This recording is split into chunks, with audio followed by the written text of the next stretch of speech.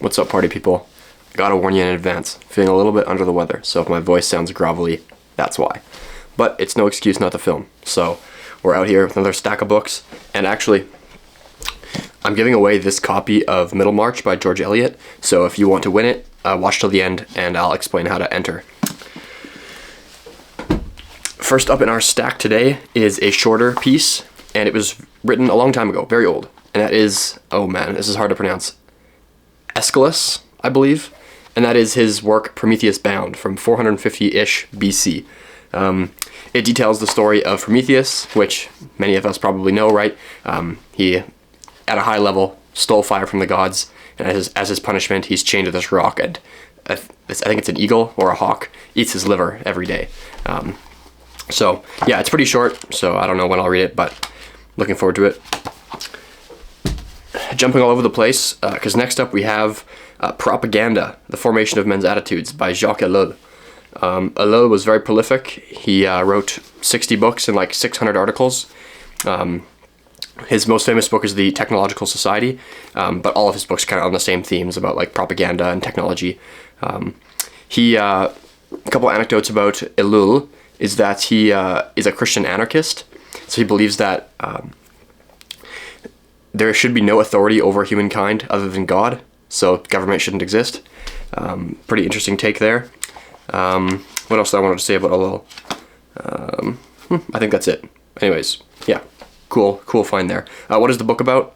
I think it's just about how propaganda works and how it's like forcing people to be complicit in society, although I'm not too sure, so. Next up we have Rilke's Book of Hours, and so the title comes from, I believe, the idea of praying the hours, which means like certain prayers you say at certain times of the day.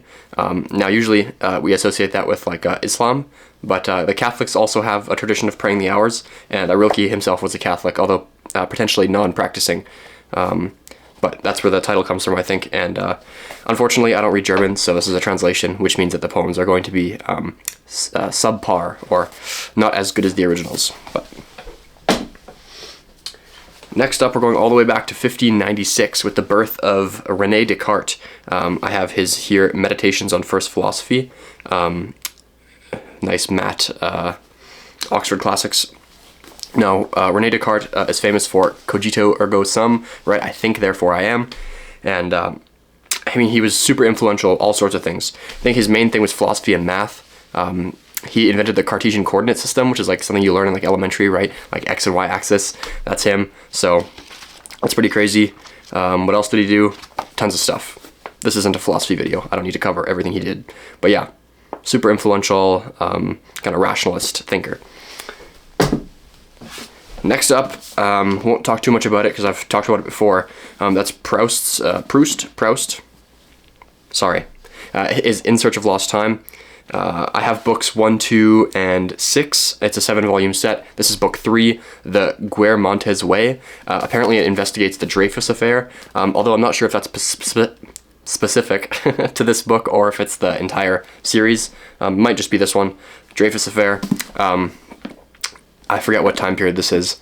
I think Proust is born 1871, but I'm not sure if the book is set during the same time period. Anyway, the French government is kind of in upheaval. Not upheaval, but like it's tense. And this guy named Dreyfus is wrongfully accused of betraying military secrets to, I think it's Germany. And so he's quarantined on some island, French Guinea, I think it is. Yeah, anyways, so political stuff. Next up, I was very happy to find this one. And this is Nabokov's short stories. I've talked about Nabokov before on the channel. I'm collecting him, trying to get all his stuff. He's famous for Lolita, Pale Fire. Nabokov, born 1899, so right on the turn of the century.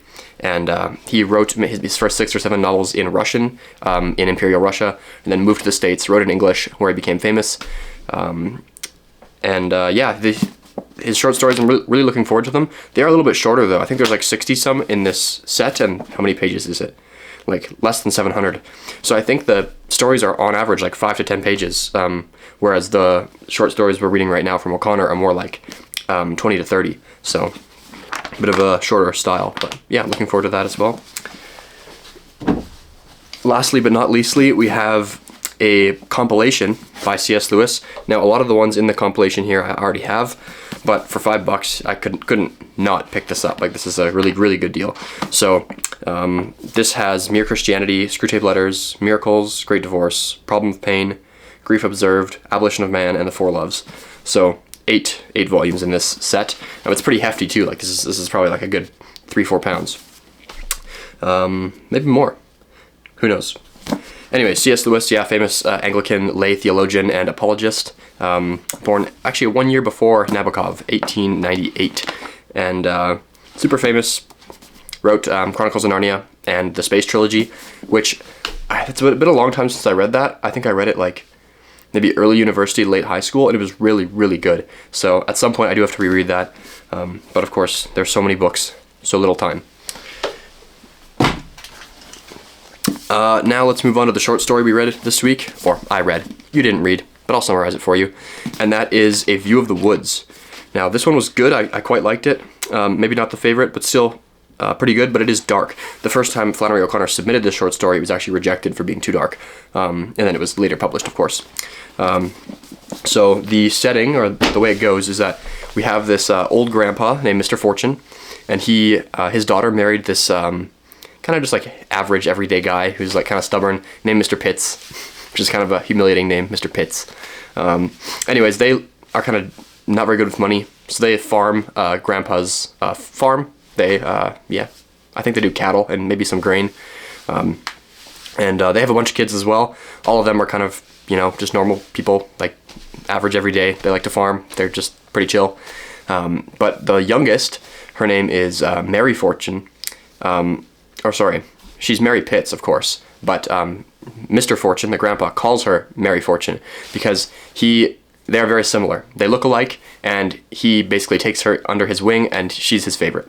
And so Mr. Fortune doesn't really like that his kids are living, or his son-in-law and his daughter are living on his land. So what he'll do to make them angry, there's such a bad family relationship. He basically like sells off some of his property every year, and he tries to like sell the best stuff off to like make them angry, so they have to like graze their cattle somewhere else. The book opens, or the short story opens, with Mr. Fortune watching the excavator digging out a portion of his land that he just sold, with Mary Pitts, or Mary Fortune, sitting with him. And Mary also, even though she's only 9 years old, she has a mind for business, and she's very strict. So she's just like Mr. Fortune, and they get along great. And then one thing leads to another, and Mr. Fortune suggests that he's going to sell off the plot of land in front of the big house on the property. The kids there call it the lawn because it's in front of the house, and he's like, well, I'm going to put a gas station there, so I'm going to sell it.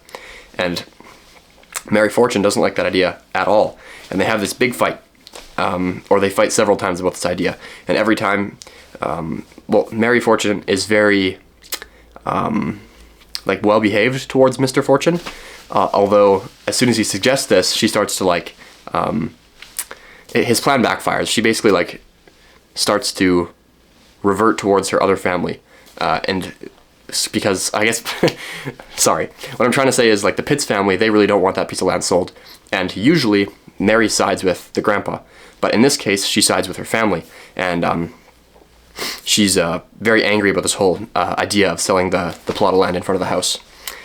Anyways, at the same time this is happening, there's a bit of a theme of whether or not Mary is more of a Pitt or a Fortune, and the dichotomy is between like somebody who's progressive and like business-like and doesn't really have time to stop and smell the roses, versus the Pitts, who are like down-to-earth, good country people. They kind of take life as it comes. They're, like I said, kind of chill, although that word doesn't really apply well to something written a long time ago, but for all intents and purposes, they're chill. And so at some point, halfway through the story, Mary's like, well, I'm Mary Fortune Pitts. So she kind of hyphenates the last name to say that she's like both. But near the end of the story, I'll get to that in a second. So, Flannery O'Connor mentions that Mary Pitts has been beat by her dad for like no reason, which is very terrible, of course, very insensible, because he beats all of his kids. But for this reason, she respects him. because he takes a hard line and doesn't allow her to misbehave. And so Mr. Fortune, the grandpa, has never beat Mary. So he is very gentle to her. And we maybe have a bit of an unreliable narration going on, because near the end of the story, Mr. Fortune kind of blames Mary's insolence on the fact that he didn't raise a hand to her. Although I'm sure many people would disagree with that, myself included. But anyways, that's what he believes. And near the end, Mr. Fortune takes Mary through the town to like get the deed to sell the land, goes to the guy's place to who's gonna buy it. They sign it all. She comes in, throwing bottles, screaming, and there's this big scene. She's super angry about the plot of land being sold. Anyways, Mr. Fortune kind of gathers her up, throws her in the truck, and he's like, okay, I'm gonna beat her, because she cannot stand up to me like that. And so he takes her to the same spot where she's been beat by her dad before, and it should be noted that Mary is like, no one's ever beat me. If someone tried to beat me, I'd kill them. Very bravado 9-year-old kind of thing. So she denies that her dad beats her, even though he does. So then Mr. Fortune, because of this outburst at the store, he's like, okay, I'm gonna beat you now. And she's like, no, you're not. And she like jumps on him and beats him, because he's like 80 years old, so he can't really defend himself. And so she like beats him within an inch of his life, which is kind of hard to believe because she's 9, but apparently she like bites him all over the place, so he's like bleeding out. And yeah, it is dark. But anyways, then she's like standing triumphantly over him and says, I'm not a Fortune, I'm a Pitts. And then he kind of flips her over and bashes her head against a rock, and she dies, and then he has a heart attack and dies. So it's a terrible ending, and I'm not really sure what to make of it. But yeah, major theme is like this notion of progress, and yeah, versus like this older way of life where it's like more agrarian and like chill. That's terrible, terrible verbiage. I'm not thinking straight. Anyways, that's the gist of it, which I think is really weird, because as an 80-year-old man, why are you beefing like on a 9-year-old kid? Like it's just kind of crazy. Anyways, now let's talk about the giveaway. So I have a number of duplicate books, so I thought I could give them to my friends. I've already given so many books to my friends. Might as well give it to you guys. So every week I'm going to try to give away a book. The way you enter is you subscribe, you like this video, and you comment on it. Then what I'm going to do is I'm going to confirm you did all those things. I'm going to take all the comments in maybe about a week from now, by the time the next video, or maybe, yeah, by the time the next video comes out. And then I'll randomly select one, and if you win, I'll just get you to DM me on Twitter or something like that, and we'll figure it out. So yeah, subscribe, like, and comment, and you could win this copy of Middlemarch. Anyways, yeah, sorry for the grovelly voice. I should probably go lay down. Anyways, thanks for watching. See you next week.